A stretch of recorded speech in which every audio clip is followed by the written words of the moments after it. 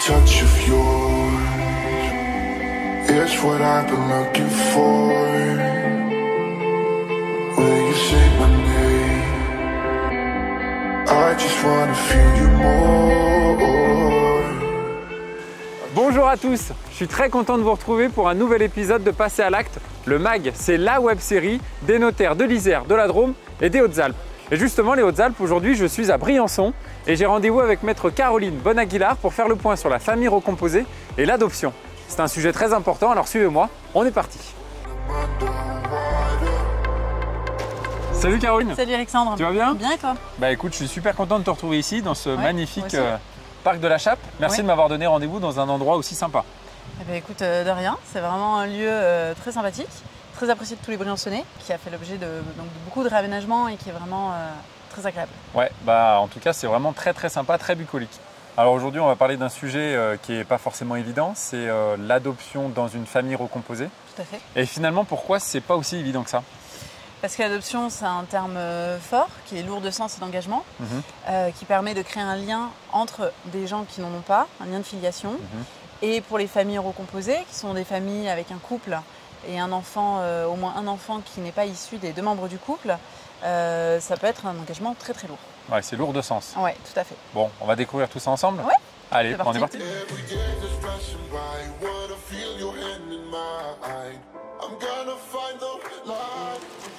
Alors Caroline, c'est ce qu'on venait de se dire. En fin de compte, il y a deux possibilités pour adopter un enfant. C'est soit la procédure simple ou la procédure plénière. Et finalement, la différence entre les deux?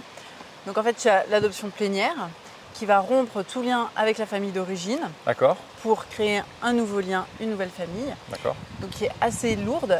Alors que l'adoption simple, tu vois, elle est beaucoup plus souple parce que c'est une filiation additionnelle. On va créer un nouveau lien tout en conservant les liens avec sa famille d'origine. En l'occurrence, on dit qu'on ne choisit pas sa famille, mais dans ce cas-là, c'est vrai. Oui, pour le coup, oui. Ouais.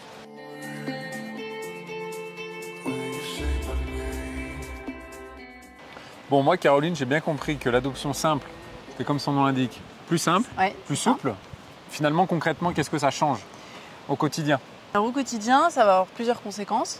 Tout d'abord, ça va permettre de donner le nom de famille de l'adoptant à l'adopté.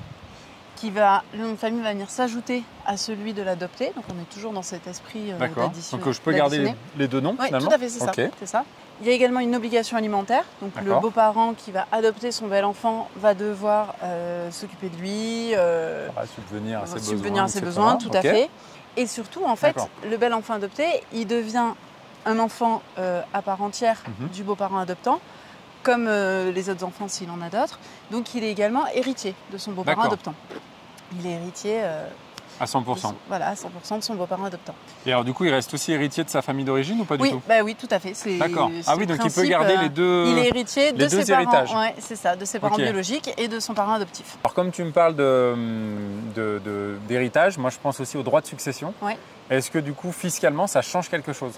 Oui, alors oui, parce que en fait, sans l'adoption simple, si le beau-parent il souhaite transmettre quelque chose à son vivant ou à son décès à son bel enfant, il y aura un impôt de 60% sur la valeur du bien transmis, qui est quand même assez lourd parce que juridiquement c'est des étrangers. Alors que s'il recourt à l'adoption simple, cet impôt de 60%, notamment si le beau-parent il est marié avec le parent du bel enfant adopté, cet impôt disparaît au profit des règles fiscales qui s'appliquent entre un parent et un enfant. Naturellement. Après, si le couple n'est pas axé ou en concubinage, le couple recomposé, il suffira pour le beau-parent de rapporter la preuve auprès du tribunal qui s'est occupé de l'enfant pendant un certain nombre d'années. Ok.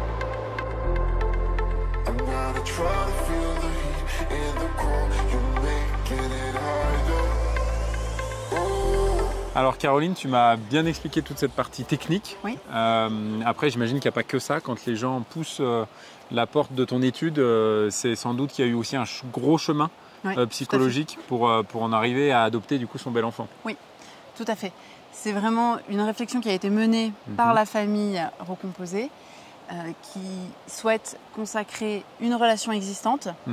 Et donc, ils vont venir nous voir, les notaires. On va discuter avec eux, on va voir s'ils remplissent les conditions qui sont prévues par la loi. D'accord. On va pouvoir aussi les conseiller, savoir si ça correspond, l'adoption simple, réellement à ce qu'ils souhaitent. À un projet de vie commun. Oui, tout à fait.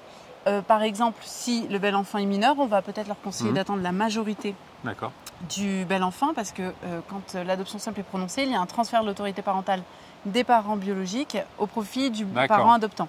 Ouais, donc c'est peut-être plus simple. Okay. Donc c'est souvent pour des beaux enfants majeurs que ce sera plus intéressant. Après, une fois qu'on en a discuté et que tout le monde est partant pour l'adoption simple, à ce moment-là, on va leur faire signer un acte qui est un acte de consentement adoption entre l'adoptant et l'adopté. D'accord. Et après, la famille recomposée, on peut les accompagner au titre de notre devoir de conseil. La famille recomposée va déposer une requête auprès du tribunal, auquel sera joint notamment l'acte signé chez le notaire. Ok. Et là, du coup, c'est le juge qui décide. Et c'est le juge ensuite qui va valider ou non l'adoption simple au regard des documents.